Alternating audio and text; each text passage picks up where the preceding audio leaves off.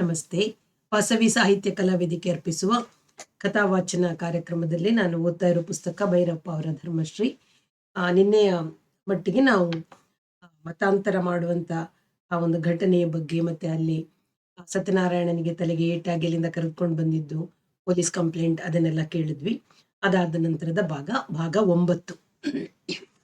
ಈ ಘಟನೆಯ ನಂತರ ಮೈಸೂರಿನಲ್ಲಿ ನನ್ನ ಪರಿಚಯಸ್ಥರ ಸಂಖ್ಯೆ ಬೆಳೆಯಿತು.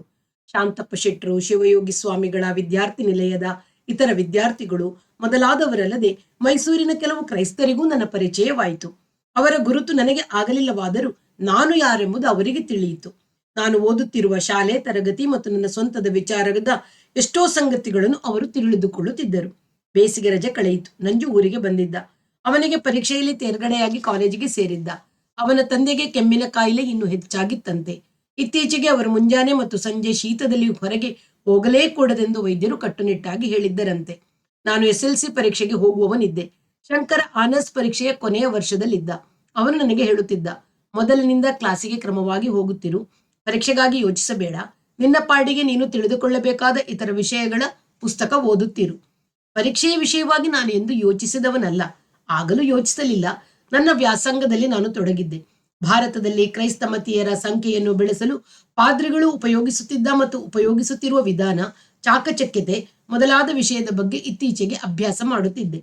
ನಾವು ಊಟ ಮಾಡುತ್ತಿದ್ದ ಅನಾಥಾಲಯದಲ್ಲಿ ಒಬ್ಬ ಹಳ್ಳಿಯವನು ತಂದುಕೊಡುತ್ತಿದ್ದ ಮಜ್ಜಿಗೆ ಬಡಿಸುತ್ತಿದ್ದರು. ಈಗ 1-2 ದಿನಗಳಿಂದ ಎಲ್ಲರಿಗೂ ಆ ಮಜ್ಜಿಗೆಯನ್ನು ತಪ್ಪಿಸಿ ಗಟ್ಟಿಯಾದ ಮೊಸರು ಬಡಿಸಲು ಪ್ರಾರಂಭಿಸಿದರು.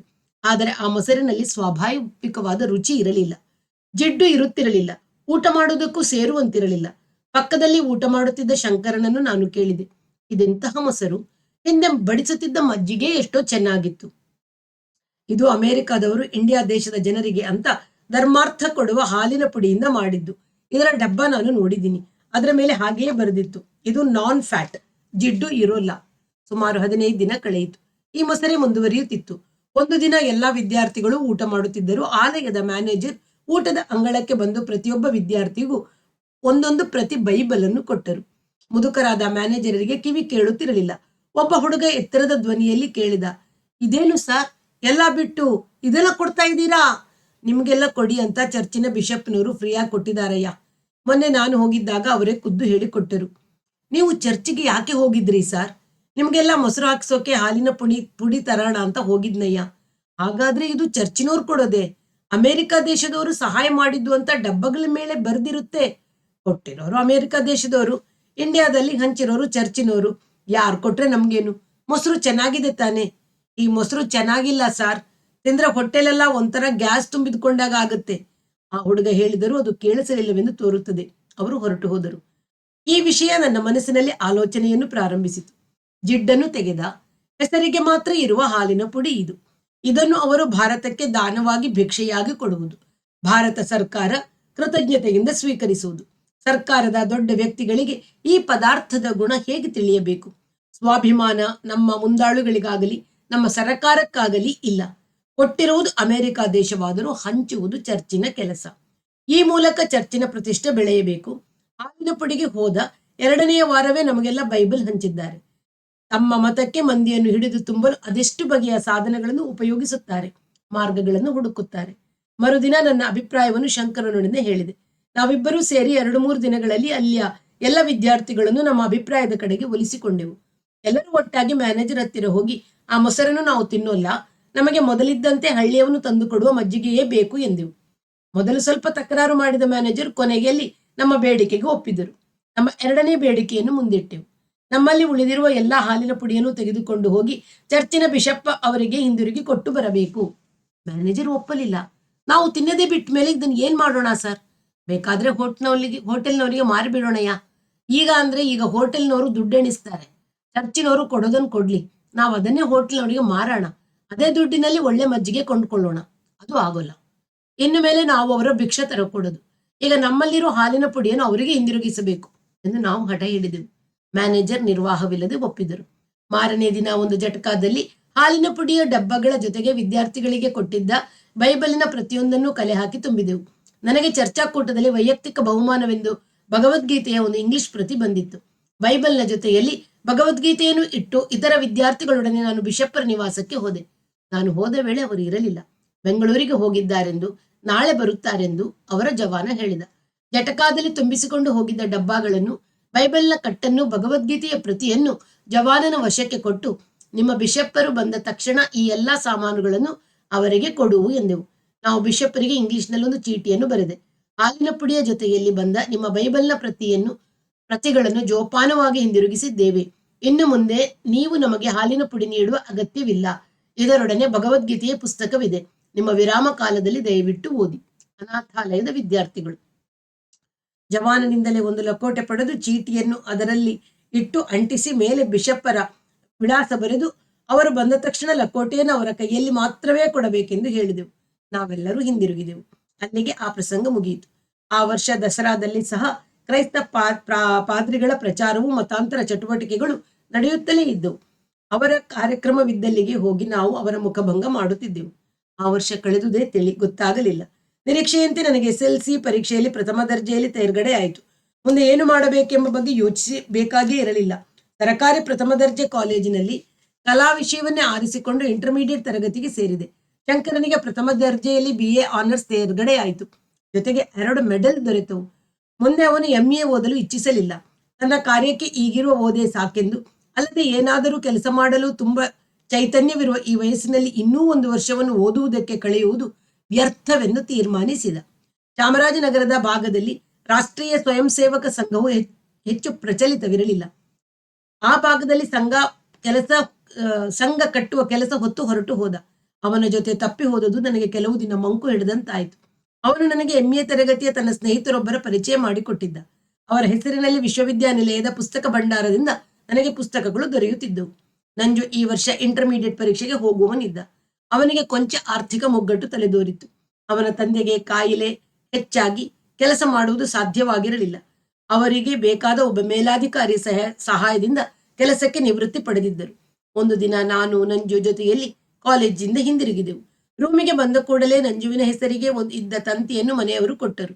ಅವನ ತಂದೆಗೆ ಸಖತ್ ಕಾಯಿಲೆ, ಅತ್ತಲೋ ಇತ್ತಲೋ ಎನ್ನುವ ಸ್ಥಿತಿ, ತಕ್ಷಣ ಹೊರಡುವು ಎಂದಿತ್ತು. ತಂತಿ ನೋಡಿದ ತಕ್ಷಣ ನಂಜು ಬೆವೆತು ಬಿಟ್ಟ. ಕಣ್ಣುಗಳಲ್ಲಿ ನೀರು ತುಂಬಿಕೊಂಡಿತು. ಅವನ ಸ್ವಭಾವವೇ ಹಾಗೆ. ಕಷ್ಟ ಪರಿಸ್ಥಿತಿ ಒದಗಿದಾಗ ಹೆಣ್ಣು ಮಕ್ಕಳಂತೆ ಹತ್ತು ಬಿಡುತ್ತಾನೆ. ಪರಿಸ್ಥಿತಿಯನ್ನು ವಿವೇಕದಿಂದ ಕೈ ತೆಗೆದುಕೊಂಡು ಧೈರ್ಯವಾಗಿ ನಿಭಾಯಿಸುವ ಶಕ್ತಿ ಇಲ್ಲ. ತನ್ನ 2 ಕೈಗಳನ್ನು ಹಿಡಿದುಕೊಂಡು ಅಳುವುದಕ್ಕೆ ಪ್ರಾರಂಭಿಸಿದ. ಅವನನ್ನು ಸಮಾಧಾನ ಪಡಿಸುತ್ತಾ ನಾನು ಹೇಳಿದೆ, ಏನು ಯೋಚಿಸಬೇಡ. ಕಾಯಿಲೆಯಾದವರೆಲ್ಲ ಸಾಯೋಲ್ಲ. ಅವರಿಗೆ ಇಷ್ಟು ಹೊತ್ತಿಗೆ ಗುಣವಾಗಿರಬಹುದು. ಈಗ ಸಂಜೆಯ ರೈಲಿನಲ್ಲಿ ಅರಸೀಕೆರೆಗೆ ಹೋಗೋಣ. ನಾನೂ ಬರ್ತೀನಿ. ಅಲ್ಲಿಂದ ಇಬ್ಬರು ನಡ್ಕೊಂಡು ಬಿಳಲಕೆರೆಗೆ ಹೋಗೋಣ. 10 ಮೈಲಿ ಆಗುತ್ತೆ. ನೀನು ಇಲ್ಲಿಯೇ ಇರು. ನನ್ನ ಒಬ್ಬ ಸ್ನೇಹಿತನ ಹತ್ತಿರ ದಾರಿಯ ಖರ್ಚಿಗೆ ದುಡ್ಡಿಸ್ಕೊಂಡು ಬರ್ತೀನಿ. ಅರಸೀಕೆರೆ ಸೇರುವ ಹೊತ್ತಿಗೆ ರಾತ್ರಿ 11 ಗಂಟೆ ಆಯಿತು. ಅರಸೀಕೆರೆಯಿಂದ ಬಿಳಲಕೆರೆಗೆ ನೇರವಾದ ಜಿಲ್ಲಾ ಬೋರ್ಡ್ ರಸ್ತೆ ಇದೆ. ಯಾರನ್ನೋ ಕೇಳಿ ಆ ರಸ್ತೆ ಹಿಡಿದು ಹೊರಟೆವು. ಮಬ್ಬು ಬೆಳದಿಂಗಳು ಇದ್ದುದರಿಂದ ದಾರಿ ಕಾಣಿಸುತ್ತಿತ್ತು. ನಾನು ದಾರಿಯುದ್ದಕ್ಕೂ ನಂಜುವಿಗೆ ಸಮಾಧಾನ ಹೇಳುತ್ತಲೇ ಇದ್ದೆ. ಅವನು ಅಸ್ತಮಾ ಕಾಯಿಲೆ ವಿಷಯವಾಗಿ ತಿರುಗಿಸಿ ಪ್ರಶ್ನೆ ಮಾಡುತ್ತಿದ್ದ.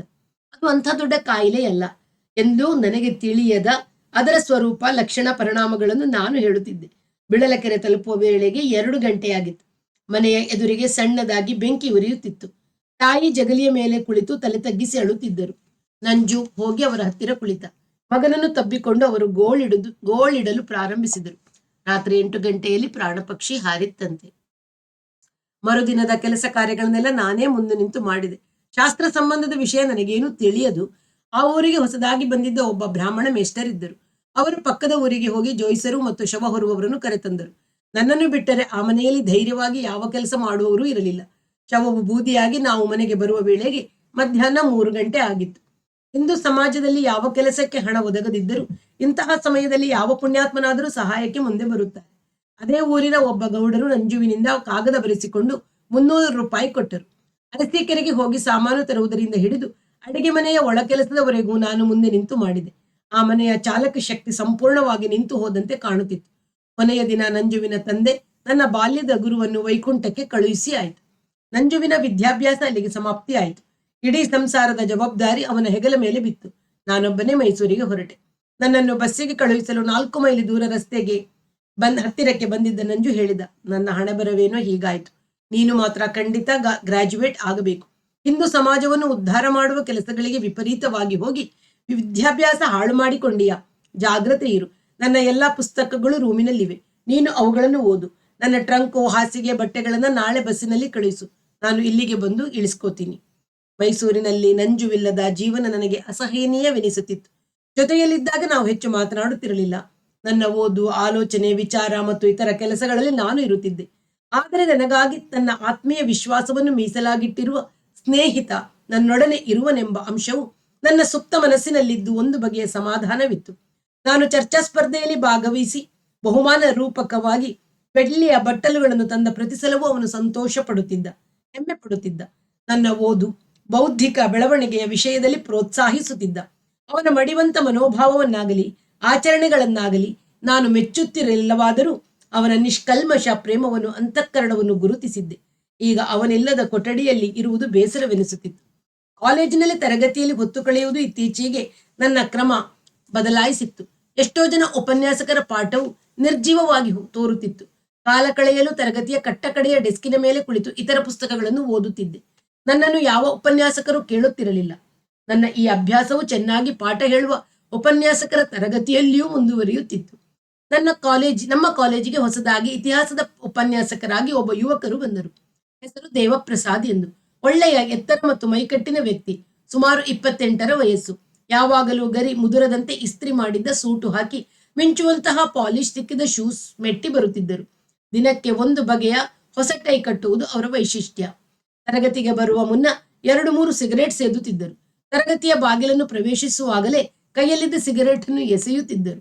ಪಾಠ ಮುಗಿದು ಗಂಟೆಯಾಗಿ ಹೊರಗೆ ಹೋದ ತಕ್ಷಣ ಕೈ ಜೇಬಿನಲ್ಲಿದ್ದ ಸಿಗರೇಟ್ ಹುಡುಕುತ್ತಿತ್ತು.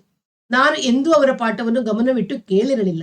ಒಂದು ದಿನ ನನಗೆ ತಿಳಿಯಿತು ಅವರು ಕ್ರಿಶ್ಚಿಯನ್ಯರೆಂದು. ಯಾರಾದರೇನು, ನನಗೇನು ಎಂದು ನಾನು ಸುಮ್ಮನಿದ್ದೆ. ಒಂದು ದಿನ ಅವರ ಲೆಕ್ಚರ್ ಮುಗಿದು ಟಿಪ್ಪಣಿ ಬರೆಸುತ್ತಿದ್ದರು.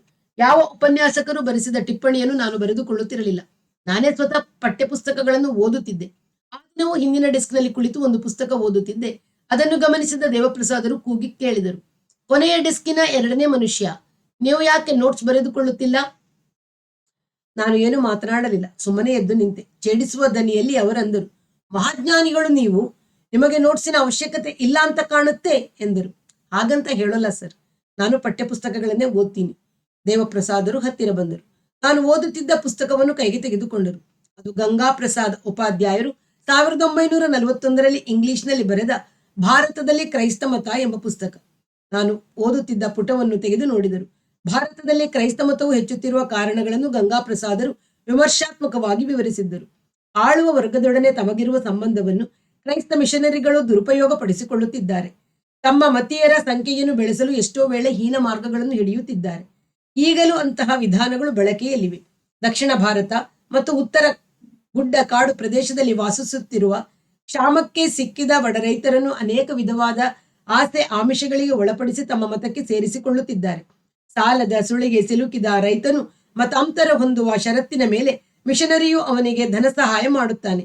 ರೈತರು ಜಮೀನುದಾರರಿಂದ ಕಿರುಕುಳಕ್ಕೆ ಒಳಗಾಗಿದ್ದರೆ, ಕ್ರೈಸ್ತ ಮತಕ್ಕೆ ಸೇರುವಂತಿದ್ದರೆ ರೈತರ ಪರವಾಗಿ ತಾನು ಹೋರಾಡುವುದಾಗಿ ಮಿಷನರಿಯು ಹೇಳುತ್ತಿದ್ದಾನೆ. ಒಬ್ಬ ಹಿಂದೂ ಪಂಡಿತನು ಮಿಷನರಿಯನ್ನು ವಿರೋಧಿಸಿದರೆ ಆ ಪಂಡಿತನನ್ನು ಸರ್ಕಾರದಿಂದ ಶಿಕ್ಷಿಸುವುದಾಗಿ ಅವನು ಹೆದರಿಸುತ್ತಾನೆ. ಏಕೆಂದರೆ ಸರ್ಕಾರವೇ ಅವರದಾಗಿದೆ. 1-2 ನಿಮಿಷ ಆ ಪುಸ್ತಕವನ್ನು ತಿರುಗಿಸಿ ನೋಡಿ ನಂತರ ದೇವಪ್ರಸಾದರು, ತರಗತಿಯಲ್ಲಿ ನೀವು ಇದನ್ನು ಓದುತ್ತಿದ್ದೀರೋ ಎಂದು ಕೇಳಿದರು. ನಾನು ಮೌನವಾಗಿದ್ದೆ. ಪುಸ್ತಕವನ್ನು ನನಗೆ ಹಿಂದಿರುಗಿ ಕೊಟ್ಟು ಅವರು ಇತರ ವಿದ್ಯಾರ್ಥಿಗಳಿಗೆ ಟಿಪ್ಪಣಿ ಬರೆಸುವುದನ್ನು ಮುಂದುವರಿಸಿದರು. ಆ ದಿನದಿಂದ ಅವರು ಯಾವ ವಿಷಯಕ್ಕೂ ನನ್ನನ್ನು ಪ್ರಶ್ನಿಸುತ್ತಿರಲಿಲ್ಲ. ನನ್ನ ಪಾಡಿಗೆ ನಾನು ತರಗತಿಗೆ ಹೋಗುತ್ತಿದ್ದೆ. ಅವರು ಹಾಜರಿ ಕೂಗಿದಾಗ ಉತ್ತರ ಕೊಡುತ್ತಿದ್ದೆ.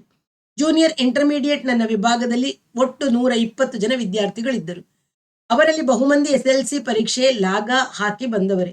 ಇಡೀ ತರಗತಿಯಲ್ಲಿ ಪ್ರಥಮ ದರ್ಜೆಯಲ್ಲಿ ತೇರ್ಗಡೆಯಾದ ವಿದ್ಯಾರ್ಥಿ ನಾನೊಬ್ಬನೇ. ಇತರ ಎಲ್ಲ ವಿದ್ಯಾರ್ಥಿಗಳಂತೆ ನಾನು ಉಚಿತ ವಿದ್ಯಾರ್ಥಿ ವೇತನಕ್ಕೆ ಅರ್ಜಿ ಹಾಕಿಕೊಂಡಿದ್ದೆ. ಡಿಸೆಂಬರ್ ತಿಂಗಳಲ್ಲಿ ಅದರ ಫಲಿತಾಂಶ ಹೊರಬಿದ್ದಾಗ ನನಗೆ ಯಾವ ರಿಯಾಯಿತಿಯೂ ದೊರೆತಂತೆ ಕಾಣಲಿಲ್ಲ.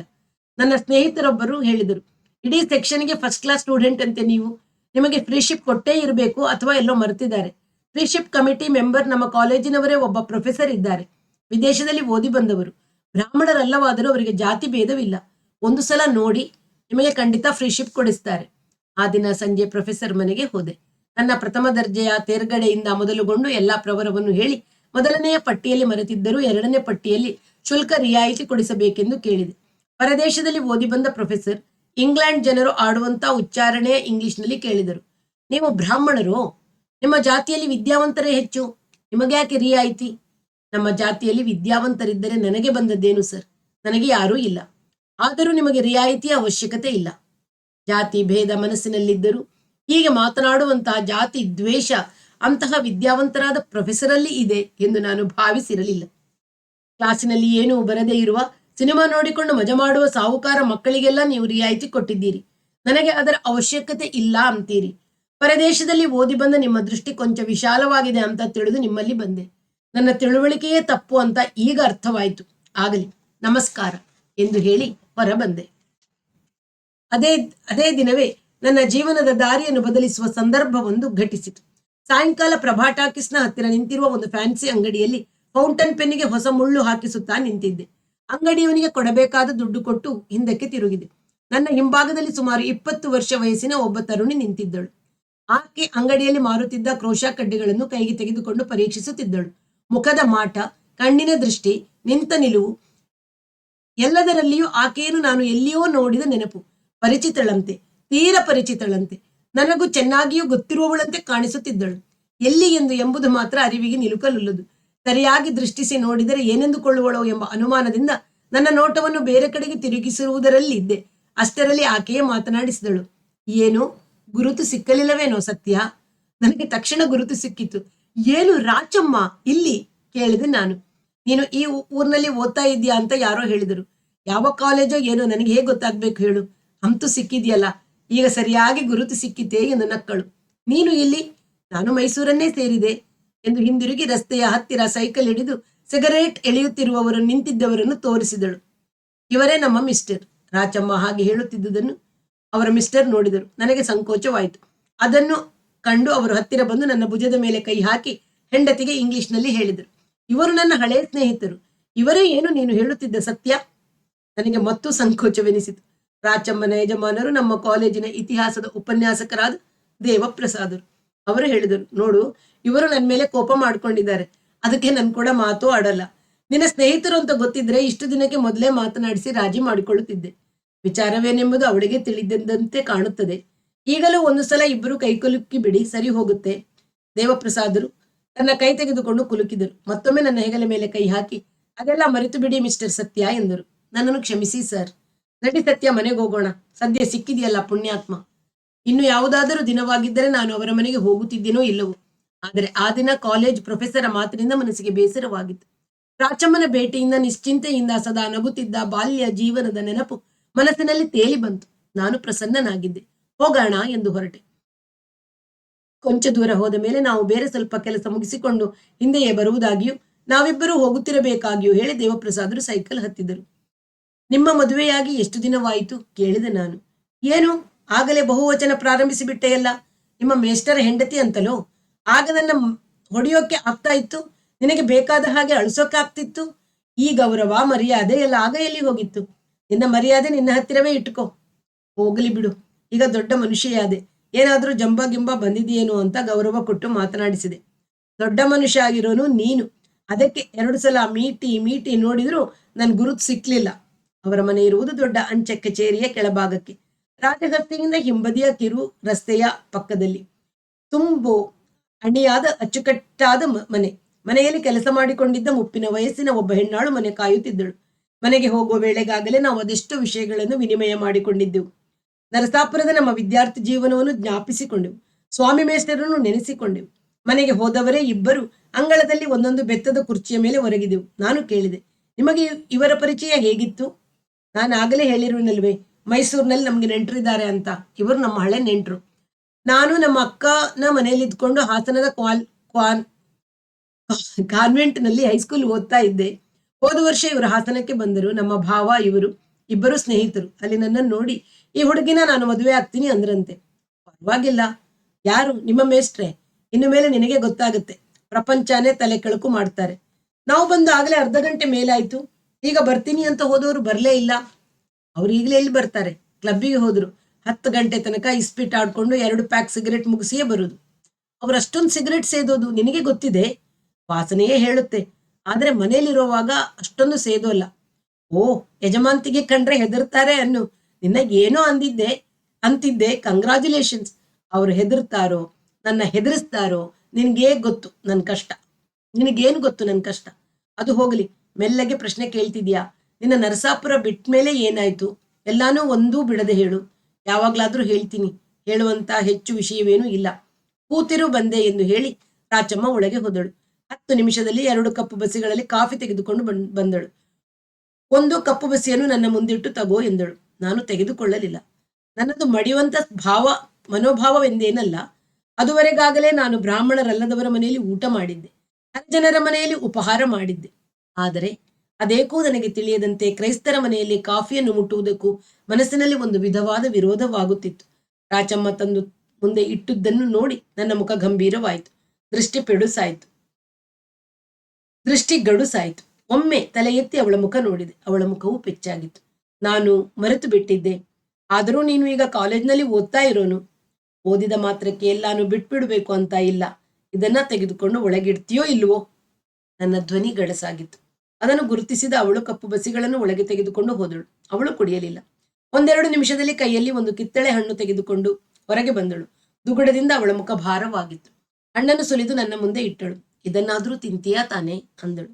ಅವಳ ಮನಸ್ಸನ್ನು ಇನ್ನೂ ನೋಯಿಸಬಾರದೆಂದು ನಾನು ತೆಗೆದುಕೊಂಡೆ. 1-2 ನಿಮಿಷ ನಾವು ಯಾರೂ ಮಾತನಾಡಲಿಲ್ಲ. ಬೆತ್ತದ ಕುರ್ಚಿಗೆ ಒರಗಿಕೊಂಡು ಮೇಲ್ಭಾಗವನ್ನು ನೋಡುತ್ತಾ ಅವಳು, ಅದೇನು ನಿನ್ನನ್ನು ಕಂಡ್ರೆ ನನಗೆ ಮೊದಲಿಂದಲೂ ಭಯ. ಆಗ ಒಂದ್ಸಲ ಮಾಡಿದ್ದೆ ಹಾಗೆ. ಈಗಲೂ ಎಲ್ಲಿ ನನ್ನ ಹೊಡೆದು ಬಿಡ್ತೀಯೋ ಅನ್ಸುತ್ತೆ. ನಾನು ಎಷ್ಟೋ ಸಲ ಯೋಚಿಸಿದ್ದೀನಿ. ನೀನು ಅಂದ್ರೆ ನನಗೆ ಭಯವಿದ್ದೇ ಇದೆ. ಆದ್ರೂ ನಿನ್ನಷ್ಟು ಹೊಂದಿಕೊಂಡ ಸ್ನೇಹಿತರೇ ನನಗೆ ಇಲ್ಲ. ನಾನು ಇಲ್ಲಿಗೆ ಬಂದ ಮೇಲೂ ಇವರ ಕೈಯಲ್ಲಿ ನಿನ್ನ ವಿಷಯ ಅದೆಷ್ಟು ಸಲ ಹೇಳಿದ್ದೆ ಅಂತ. ಹೋಗಲಿ, ನಾನು ಕಾಫಿ ಕೊಟ್ಟೆ ಅಂತ ಕೋಪ ಮಾಡ್ಕೋಬೇಡ. ಕೊನೆಯ ಪಕ್ಷ ವಾರಕ್ಕೆ 4 ದಿನವಾದರೂ ಮನೆಗೆ ಬರಬೇಕು. ನಾನೇನೋ ನರಸಾಪುರದಲ್ಲಿ ಓದುತ್ತಿದ್ದ ರಾಚಮ್ಮನೆ, ನೀನ್ ಮಾತ್ರ ಬರದೇ ಇದ್ದೀಯಾ ಎಂದಳು. ಹಿಂದೂ ತತ್ವಶಾಸ್ತ್ರದಲ್ಲಿ ಹೇಳುವಂತೆ ಆತ್ಮದ ಜನ್ಮ ಜನ್ಮಾಂತರದ ಸ್ಥಿತಿಯನ್ನು ನಾನು ನಂಬುತ್ತೇನೆ. ಅದಾವ ಜನ್ಮದ ಮೈತ್ರಿಯು ರಾಚಮ್ಮ ಮತ್ತು ನನ್ನ ನಡುವೆ ಬೆಸೆದುಕೊಂಡಿತ್ತೋ ನನಗೆ ತಿಳಿಯದು. ನನ್ನ ಬಗೆಗೆ ಅವಳಲ್ಲಿದ್ದ ವಿಶ್ವಾಸಕ್ಕೆ ಕಡಿಮೆ ಇಲ್ಲದ ಸ್ನೇಹವು ಅವಳ ವಿಷಯದಲ್ಲಿ ನನಗೆ ಇತ್ತು. ನಾನು ಎಷ್ಟೋ ದಿನ ಅವಳನ್ನು ನೆನೆಸಿಕೊಂಡಿದ್ದೆ. ವಿಶ್ವಾಸ ಎಂಬುದು ಎಷ್ಟೋ ಜನರಲ್ಲಿ ಕಂಡಿದ್ದೇನೆ. ಶಂಕರ ಮತ್ತು ನನ್ನ ನಡುವೆ ಉತ್ಕಟ ವಿಶ್ವಾಸವಿದೆ. ಆದರೆ ಅದು ಅವನ ಬುದ್ಧಿಗೆ, ವಿದ್ಯೆಗೆ ಮತ್ತು ಧೀರೋದಾತ್ತ ವ್ಯಕ್ತಿತ್ವಕ್ಕೆ ನಾನು ಮಾರುಹೋದ ವಿಶ್ವಾಸವಿರಬೇಕು. ಅವನ ವ್ಯಕ್ತಿತ್ವದಲ್ಲಿರುವ ಪ್ರಖರವಾದ ಸೂರ್ಯಕಿರಣವಿತ್ತು. ಆ ಬೆಳಕು ನನ್ನನ್ನು ಆಕರ್ಷಿಸಿತ್ತು. ನಂಜುವಿನ ಮೈತ್ರಿಯಲ್ಲಿ ಪ್ರೀತಿ ಇತ್ತು. ನನ್ನ ಪ್ರಗತಿಯ ಬಗೆಗೆ ಅವನ ಮನದ ತುಂಬಾ ವ್ಯಾಕುಲತೆ ಇತ್ತು. ಅವನ ಸ್ವಭಾವವೇ ಮೃದು, ಗುಣವೇ ಒಳ್ಳೆಯದು. ಮೇಲಾಗಿ ನನ್ನನ್ನು ಮೈಸೂರಿಗೆ ಕರೆತಂದವನು, ನನ್ನ ಮುಂದಿನ ವಿದ್ಯಾಭ್ಯಾಸಕ್ಕೆ ಮಾರ್ಗ ತೋರಿಸಿದವನು. ಅವನ ವಿಷಯದಲ್ಲಿ ನನಗಿದ್ದ ವಿಶ್ವಾಸದ ಒಂದು ಅಂಶವು ಕೃತಜ್ಞತೆಯಾಗಿದ್ದರೂ ಇರಬಹುದು. ಆದರೆ ರಾಚಮ್ಮನ ವಿಷಯದಲ್ಲಿ ಹಾಗಿರಲಿಲ್ಲವಲ್ಲ.